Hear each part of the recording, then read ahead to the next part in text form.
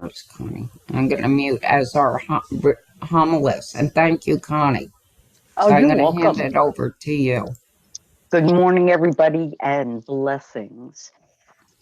My reading today, it's a little unorthodox, as I like it to be, because I like stirring it up. I want to make everybody think. It's called The Interesting History Behind New Year's Resolutions. And it's from the Farmer's Almanac by Catherine Beckman. Short history of New Year's resolutions. The New Year's resolutions actually go back to ancient times. So before you have any other idea, let's explore the history behind this tradition. In 20 BC, the Babylonians celebrated the New Year during a 12-day festival called Akitu, starting with Vernal equinox. This was the start of the farming season to plant crops, crown their king, and make promises to pay their debts. One common resolution was the returning of borrowed farm equipment, which makes sense for an agricultural based society. The Babylonian New Yorker was adopted by ancient Romans, as was the tradition of resolutions. The timing, however, eventually shifted into the Julian calendar in 46 BC, which declared January 1st as the start of the new year. January was named for the two-faced Roman god Janus, who looked forward for the new beginning as well as backwards for reflecting and resolution. The Romans would offer sacrifices to Janus and make promises of good behavior for the new year ahead. Janus was also the guardian of the gates and doors. He presided over the Temple of Peace, where the doors were open only during wartime. It was a place of safety where new beginnings and new resolutions could be forged. If you think about the land and the seasons, the timely of early January makes sense for most of Europe and North America too. The activity of harvest season has passed and the holiday frenzy is ending. As our founders, Robert B. Thompson, said, this is a time of leisure to farmers, settle accounts with your neighbors, now having been industrious in the summer, and we will have the fertility of retrieving from the turbulence of the storm to the blossom of our family. New Year's resolutions were made in the Middle Ages.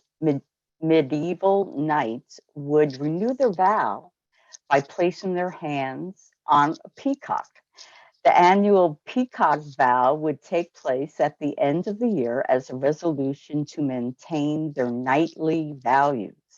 By the 17th century, New Year's resolutions were so common that folks found humor in the idea of making and breaking their pledges.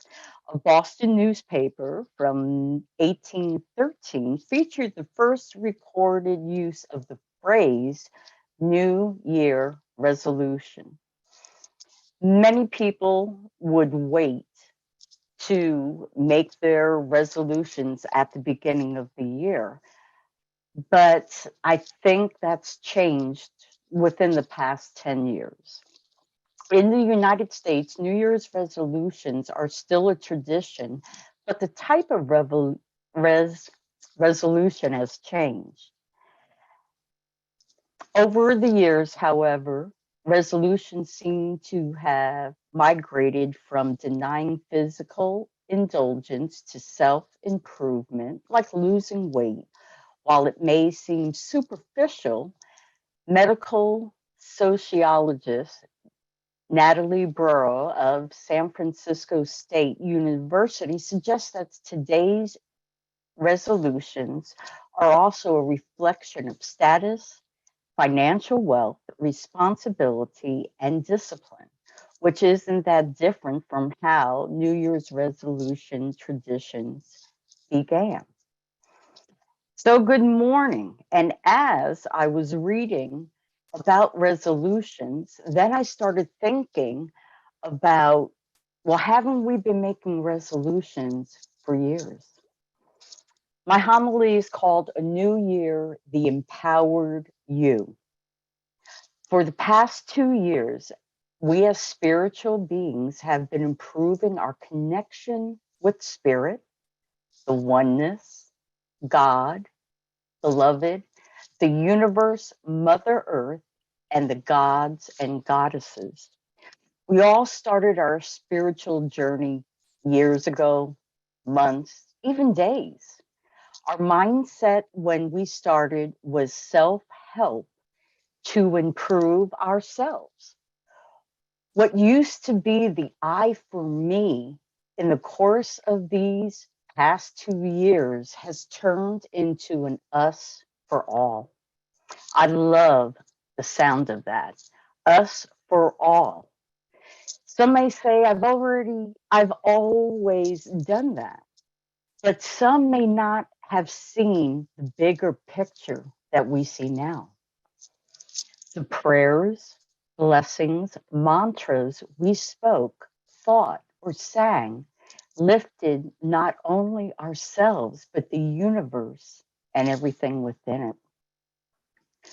We as a spiritual community found out the small act of kindness had a ripple effect all around us. We always knew that the good we do helps others.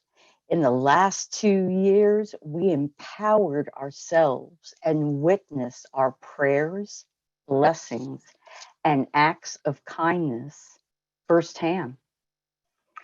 The definition of the word empowered: to give permission, power, or the legal right to do something, to give someone more confidence and or strength to do something, often by enabling them, to increase their control over their own life and situation.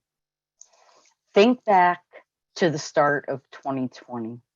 We listened to family, friends, our community say they felt like they had no control over the situation, meaning COVID.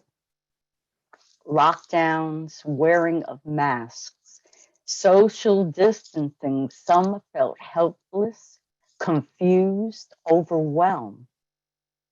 Who did they turn to? The empowered you. We, you, I, us were the voice of reason. We set the example. We trusted our gut feeling, knowing we didn't have all the answers to everyone's situation, but we led by example, by listening and reaching out to those family members, friends, and the community. We had the blessing of watching or listening to others feel their empowerment. Know that every attempt we made in the past years has helped so many. The classes we took either in person or online, the books we read and spoke about, the videos we watched, even the cute ones, and we sent friends a link of those videos. The people we have spoken to about spiritualism and metaphysics. Everything that we've done was for the higher and greater good. Something to think about. Today, after service, reflect on your own empowerment. It's not a New Year's resolution. It is for you to empower your spirit, your thoughts, your way of life. You have the blessing to share with so many your positive attitude. You set by example. You talked the talk and we walked the walk. all I can say is that's such a blessing. So keep your empowerment going every day. Make new resolutions every day, not just at the end of the year, and touch as many people and know that your vibration is felt not only here, but throughout the universe. Many blessings to you all. Happy New Year, and empower everything that you do on a daily blessing. Blessings.